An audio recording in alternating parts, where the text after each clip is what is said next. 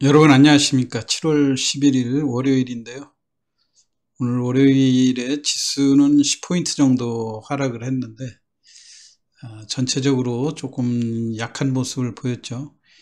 근데 지금 우리 시장에서 조금 염려되는 것은 물론 이제 해외 시장의 반등 여부하고도 연관이 되겠지만은요.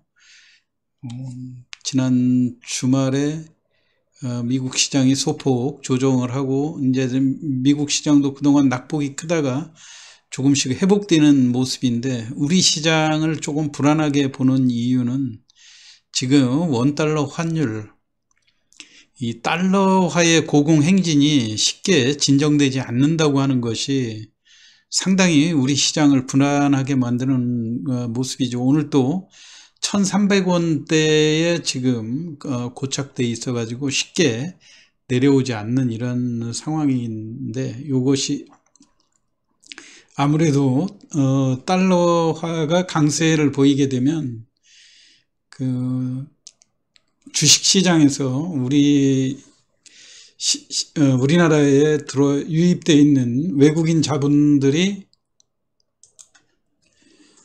환차손을 감당할 수 없는 이런 상황이죠. 그것 때문에 외국인들이 매도를 해서 달러에 대한 수요가 계속해서 늘어나고 하게 되면은 결국 이 외환시장의 불안이 주식시장에까지도 영향을 미칠 수 있다고 하는 그런 내용들인데요.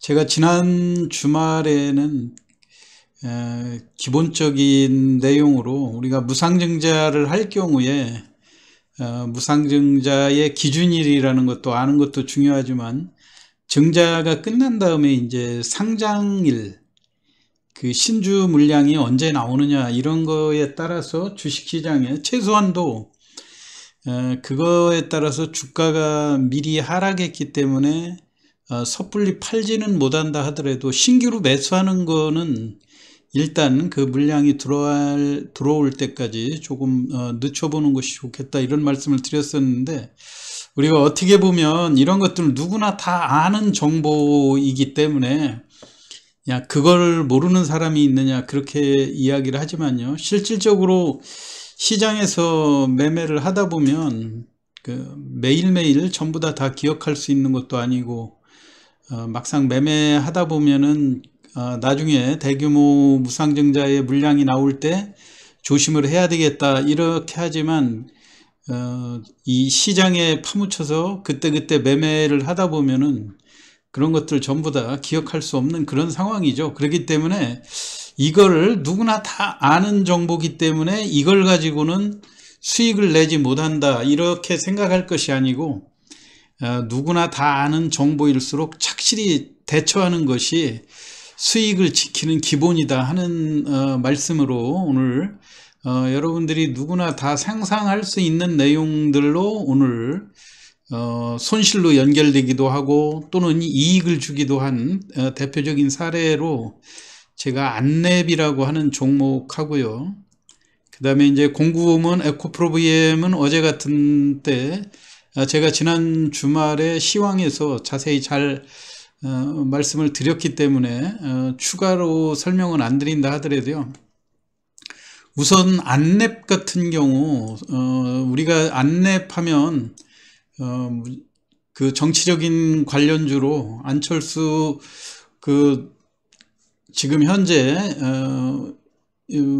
지금 이제 과거에는 계속 안철수 후보 이런 말씀을 드렸는데, 지금은 이제 국회 보선을 거쳐 가지고 민주당 국민의힘에 입당을 하고 그 다음에 이제 이준석 자격정지 6개월에 걸려있는 이런 상황에서 당대표로 크게 거론이 되고 있는 그런 상황 아닙니까? 그래서 이제 이거에 따라서 지금 최근에 보면 한 일주일간 이 안랩이 우리가 어떻게 보면 좀 시니컬하게 그런 내용들에 대해서 이 시장에서 움직이는 것은 계속해서 주가가 이렇게 보여주고 있기 때문에 이걸 무시할 수 없는 거거든요. 지난 이제 주말에 온통 뉴스가 이준석 그 대표 징계 문제로 연결이 됐고, 그거에 따라서 상대적으로 안철수 그 의원이 이제 유리한 위치에 접어들었다고 하는 점, 이거로 인해서 이미 일주일 전부터 징계가 논의가 가시화될 때부터 보면 안랩 같은 경우 주가가 85,000원을 바닥으로 해가지고 95,000원대까지 최근에 박스권으로 장중고점이 계속해서 상승을 시도하는 그런 패턴으로 연결되지 않았습니까? 일주일간 그 패턴으로 보면은요.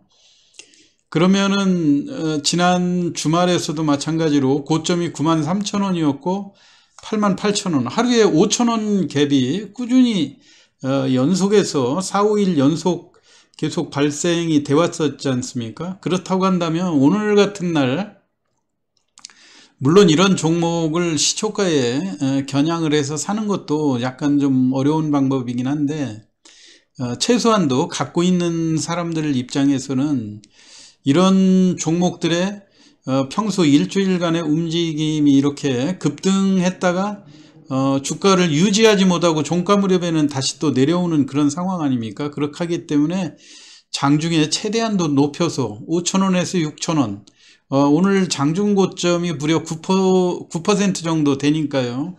한번 걸어놓을 필요는 있다, 이런 얘기죠. 그러면 고점에서 정리되고 다시 또 저점에 매수를 할 경우에 그냥 이 주식을 가지고 올라가기만 기다리고 하는 그런 상황.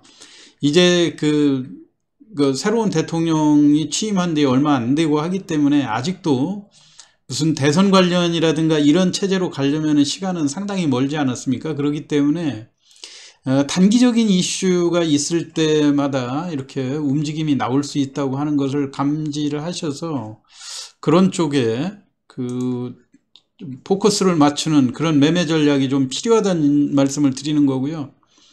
더군다나 우리가 지금 안랩 같은 경우 단순히 이 주식을 그 움직임 자체가 개인들이 투기성으로 관여를 한다, 이렇게도 볼 수 없는 것이 최근에 거래 동향으로 보면 심상치 않은 그런 흐름을 보여주고 있지 않습니까? 무엇보다도 대주주 지분이 그 자사주를 포함하고 했을 경우 우호 지분이 지금 40%가 넘는 걸로 나오고 있고요.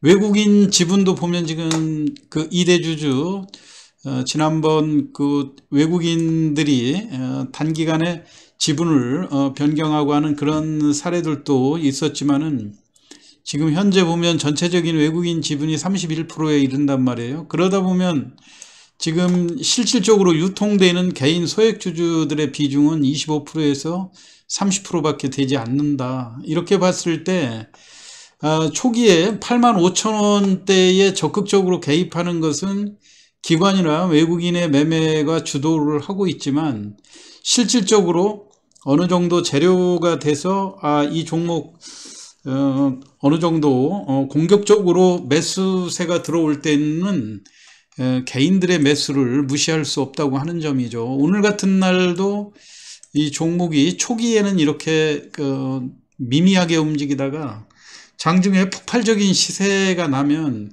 개인들의 매수세가 무섭게 유입되는 걸 볼 수 있지 않습니까? 더군다나 우리가 이 안랩 같은 경우 최근에 갈수록 강화되고 있는 그 컴퓨터 보안, 이런 문제들도 중요하지만 갈수록 회사의 실적이 좋아지고 있다고 하는 점에 관심을 가지셔야 될 거라고 생각됩니다. 자본 총계가 지금 2,390억이거든요. 내부에 유보되어 있는 게 자본금이 순수하게 51억밖에 안 되는데 지금 무려 한 유보율이 4,000% 가까운 엄청난 유보율을 자랑하고 있거든요. 이런 상황에서 보면 최근에 그 무상증자, 고율의 무상증자를 하는 그런 요건들을 많이 갖추고 있다고 보겠죠. 물론 이게 뭐 증자를 할지 이런 상황은 아니지만 일단 조건으로 볼 때 최근 그 흐름들하고 많이 맞는 거 아닙니까? 납입자본 51억짜리가 2,390억을 내부에 유보하고 있다는 얘기. 그 다음에 2022년 1분기만 해도 490억 매출에 33억 정도의 이익을 냈고요.